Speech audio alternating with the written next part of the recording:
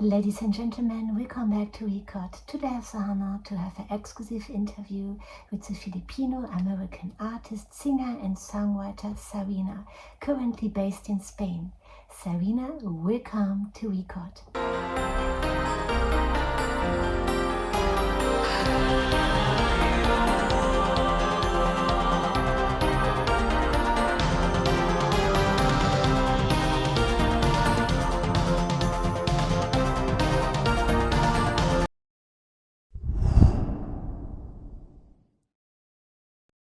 Sarina, could you tell us about your musical journey?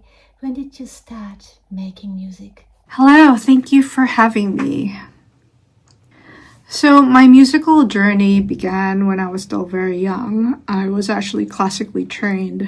Back home in New York City, I was being prepared for Broadway and theater and stage. But I discovered alternative music and metal when I was around 14, 15, and I totally fell in love with it, and I decided I wanted to do alternative rock or metal back in those days. And then in my late teens, early 20s, I actually ended up being in a metal band.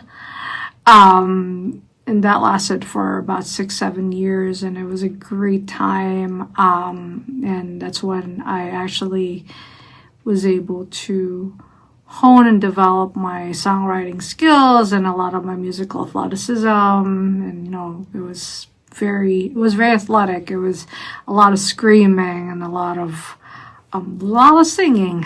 But then I was forced to put a stop on music because my design career in fashion was taking off. And I had to prioritize that. So I didn't do music for over 10 years since.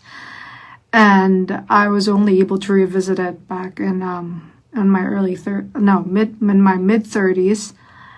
And I decided I wanted to change and reroute my life. And I started pursuing music again because it was the one thing that was missing. And so in 2018, that's when I debuted Zarina, this project. It started off as a synth pop, industrial pop type of sound, and it evolved eventually into something more gothic, dark wave, still synth pop, and now with more epic cinematic orchestral elements. And so that's where I am now.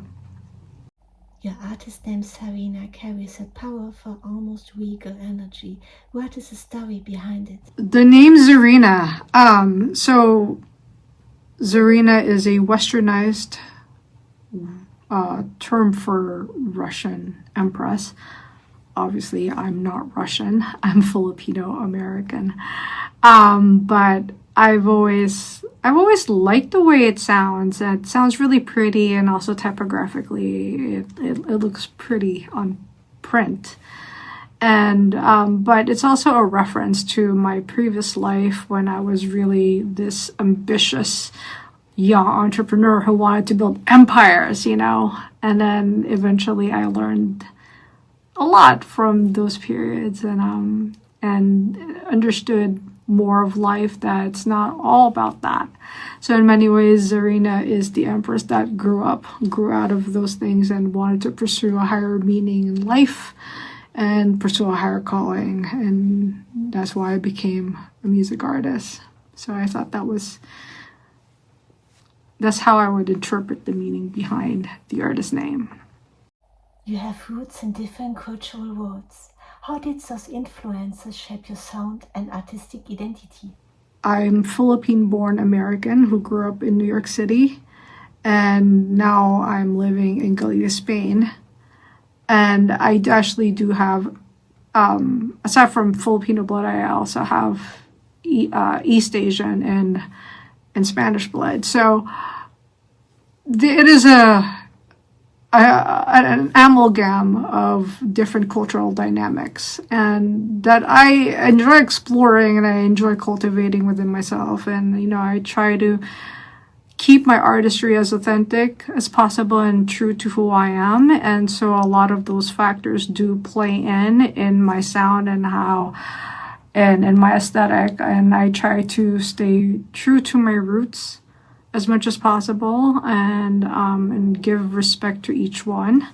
But at the same time, I'm also a modern musician, and I wanted to be able to bridge a lot of those facets into a modern setting and modern interpretations. Your music blends electronic dark and mystical elements. How would you describe your signature style? Yes, my music is electronic based, and yes, it does have dark mystical elements. And a lot of it is gnosis based. I moved from New York to Galicia, Spain, over the pandemic, and that move changed my entire life. It caused a massive cataclysmic shift in everything, and and it's a lot of what I do is inspired by my environment. Galicia is beautiful. It's magical, very liminal, very old. It's definitely a very different world here, and it's really changed me, mind, body, and soul.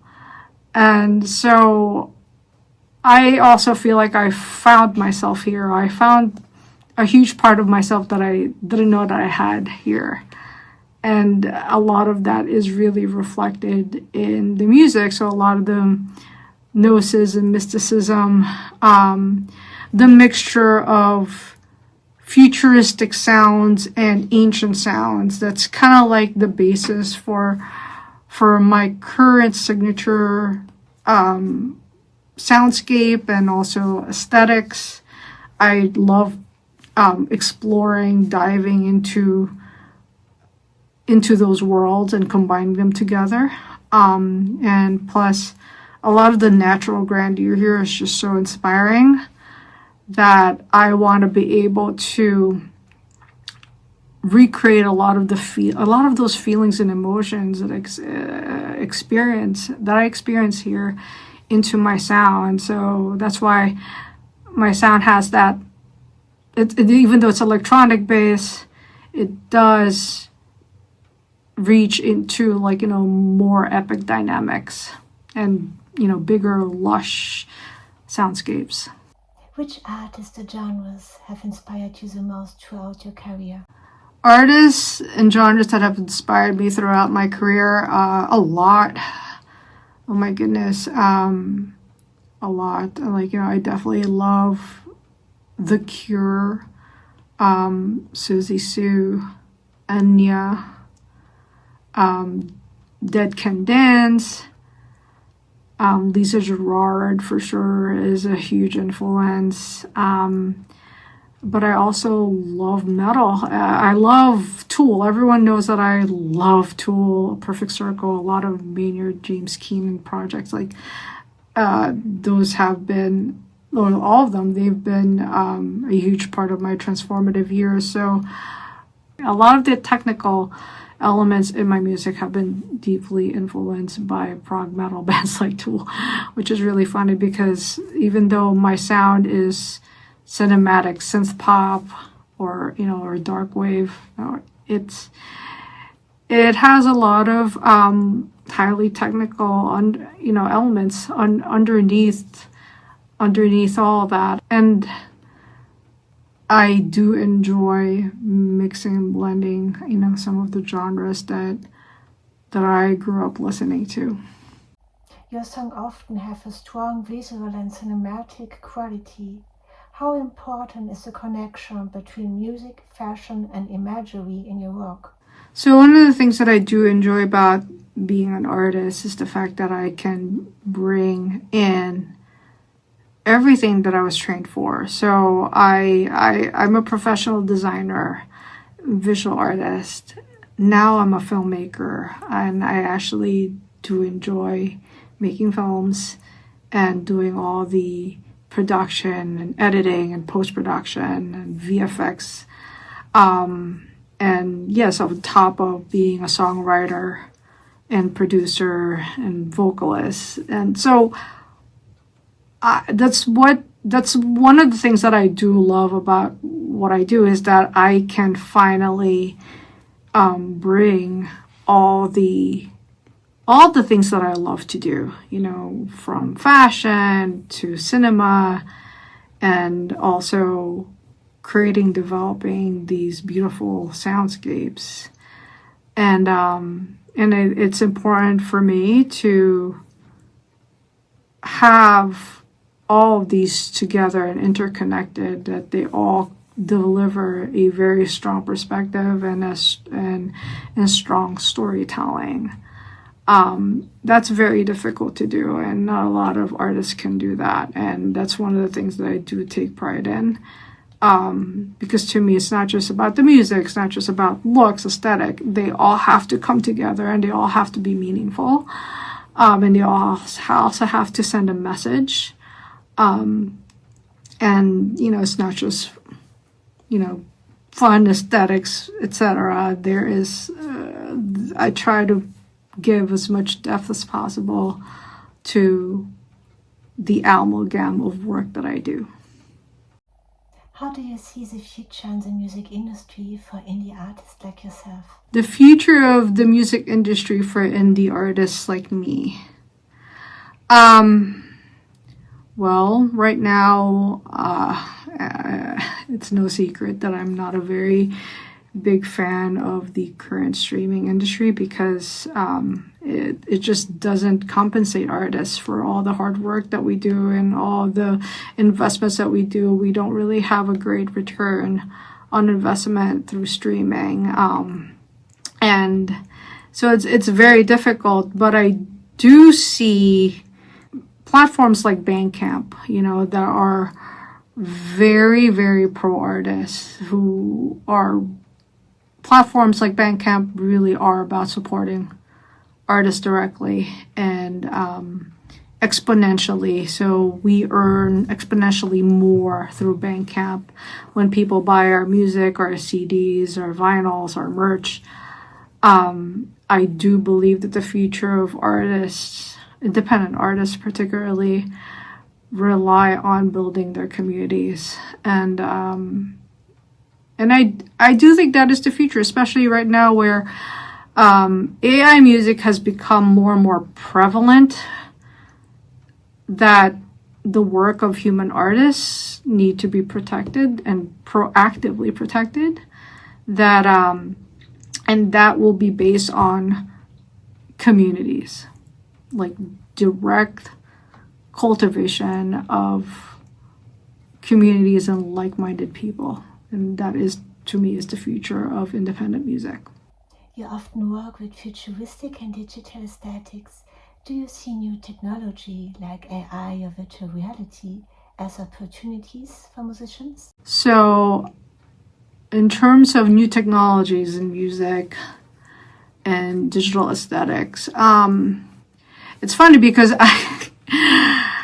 I do enjoy transhumanist subjects, and I explore a lot of that in my work, and I have a lot of visuals and images and music videos where I'm depicted almost like a cyborg type of thing.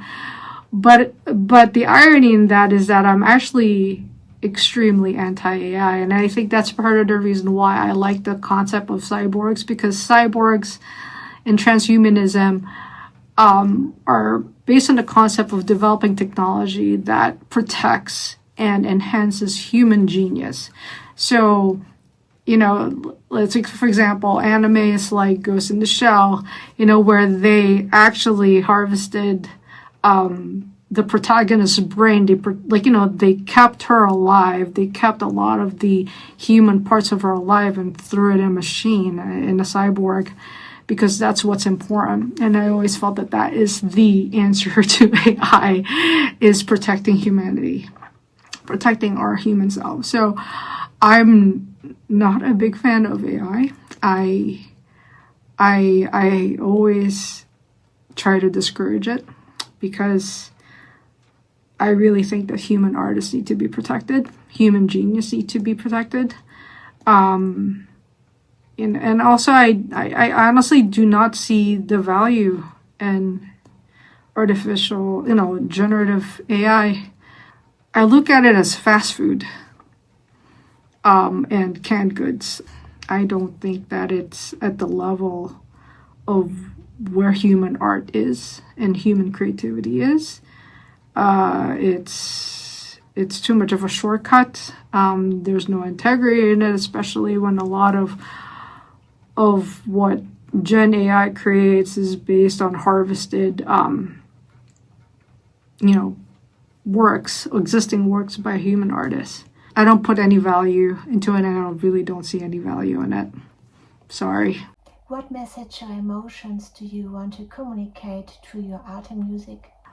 Well, with my art and music, I want to be able to help people. The way art and music and life in general, how it has all shaped me and how it has helped me survive the worst, and find myself. I want to be able to help people find themselves again, find pieces that they've lost, because, that's what society does. Society just beats you up, and, it just, to the point that you do start losing pieces of yourself, and I want to be able to help people get in touch with a lot of those things that are missing. And then maybe that could be the answer and cure for a lot of things that just bring people down. That's my goal.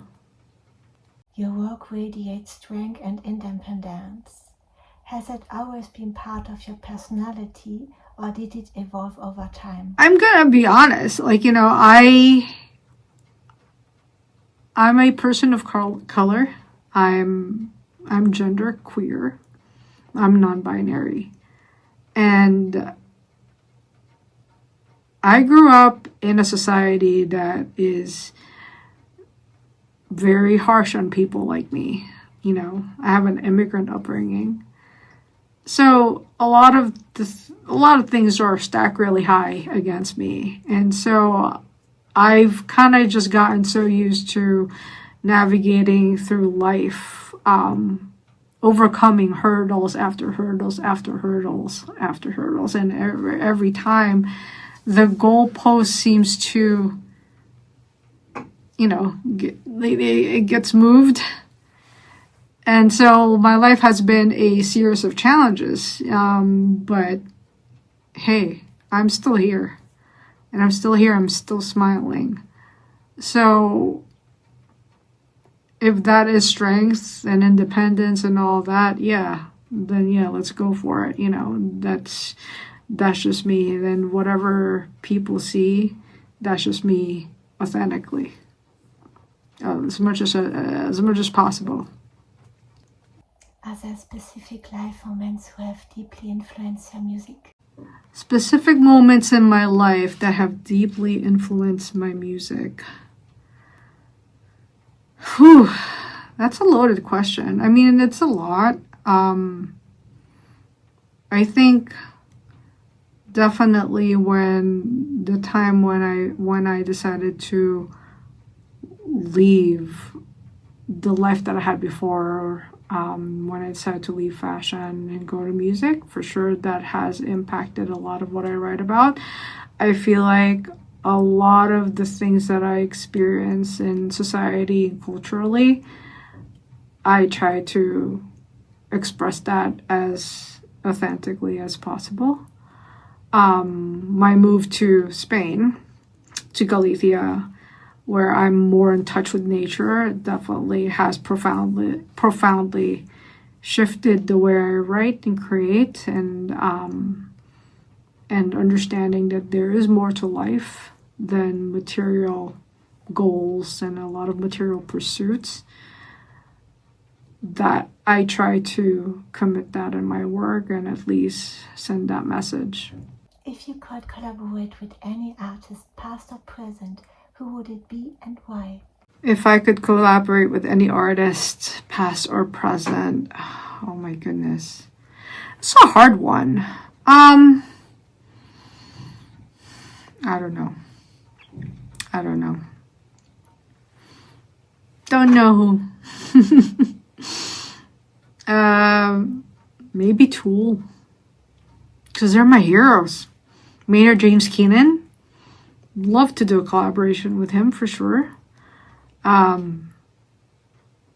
yeah, I mean, I admire a lot of artists, but I wouldn't say that there's anyone that I'm like, oh my god, I have to collaborate with them. Yeah, that's pretty hard.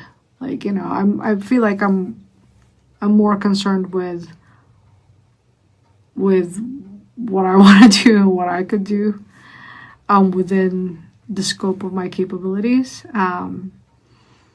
But yeah, I mean, whoever wants to collaborate with me, you know, feel free to pitch someone. I don't know. I don't know the answer to that. Your song Holy Water has such an atmospheric and powerful sound. How did it come to life? My last single, Holy Water, is it was all medieval inspired, and I recently had I developed this obsession with a lot of medieval aesthetics and medieval sounds and, like, you know, lore back in those days. And then I wanted to write a song that's inspired by the Crusades. But this time, the crusade is being waged in the name of the Divine Feminine, and it's a very anti-patriarchy song. Let's just put it that way. And that is basically the simplest way I could put it. And I wanted it to sound powerful and cinematic at the same time, fun, and with a very memorable hook. And that's how Holy Water was born. And I'm really, really proud of that one because I feel like I nailed all the elements that I wanted to bring and tie in together. What means the concept of record means to you, bringing artists around the world and celebrating creative diversity? I think we could use more diversity in the music world, and especially right now where we're in a very algorithmic world. The algorithm is what dictates everything, and the problem with the algorithm is that they present everything in very narrow, tight lanes, meaning you have to perfectly fit into those buckets in order to make it algorithmically, which I think is really terrible for art and development of creativity and artistry. Because art, you can't put art in very tight lanes. Like, you know, that is not natural human expression.